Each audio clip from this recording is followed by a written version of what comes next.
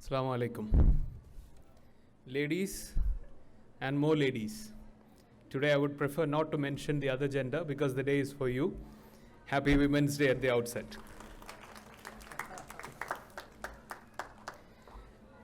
Since a century or so, we have been celebrating the International Women's Day, which falls on March 8. All of you knows the date and the importance.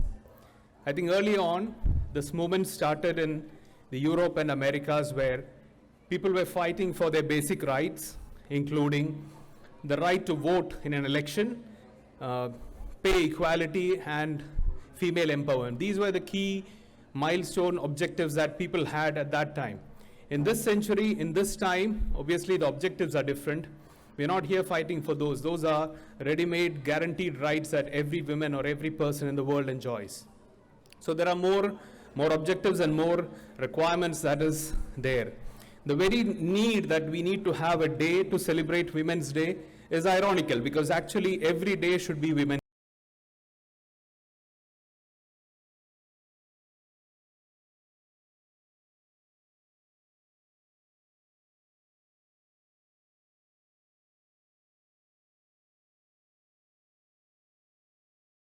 In the way matters are conducted here.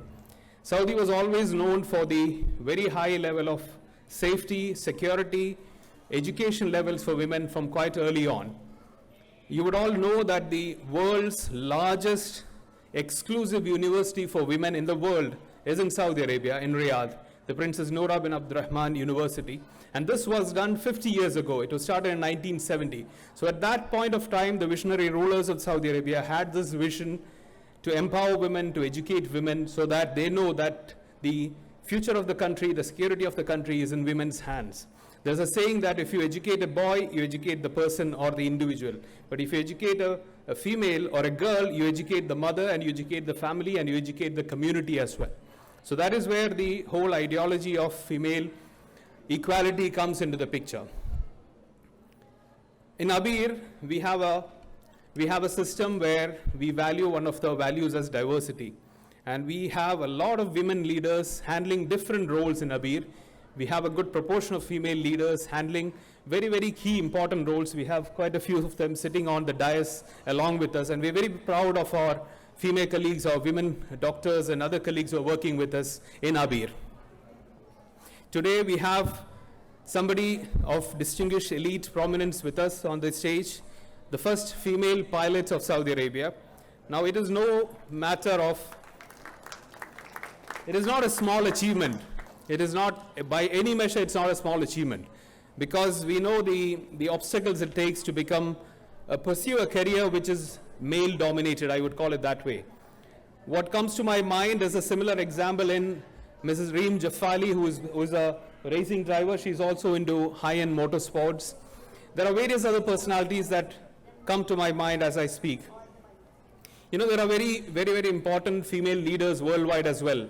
Indra Nui, the ex-CEO of Pepsi, the current vice president of USA, Kamala. So all these women leaders should be inspiring to us. Now, on the last note, the theme for the day, the theme for this year's World's Women's Day is Break the Bias. Break the bias. Now, the bias usually starts with everybody's mindset. And that usually has to happen and start from the school age or from the family. It starts from all of you, the mothers who are sitting here, the sisters who are sitting here, who have a big role in eliminating the bias. It does not start when you reach an office, when you reach a profession. It starts at the home. So my sincere request and my message to all of you is to break the bias starting from the home. Encourage your young kids, whether it be a boy or a girl, equally. Promote them to pursue their career and reach excellence in their own respective fields. Thank you all and wish you all once again a very happy International Women's Day.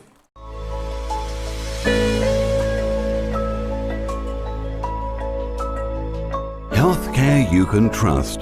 Abeer Medical Group.